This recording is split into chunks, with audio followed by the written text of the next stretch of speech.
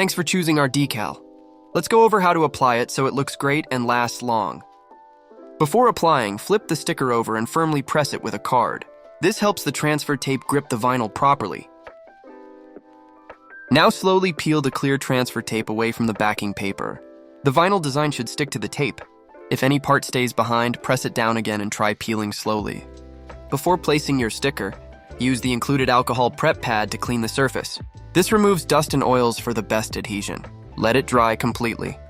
Carefully position the sticker where you want it. If there is any wind, please be extra careful.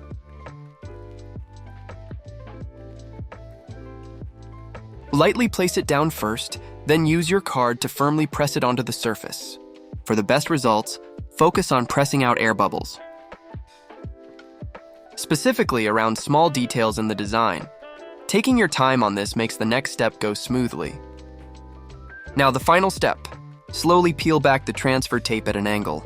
If any vinyl lifts, press it back down firmly and try again. And that's it! Your decal is now in place and looking great. If you love how it turned out, share a picture with us. We'd love to see it.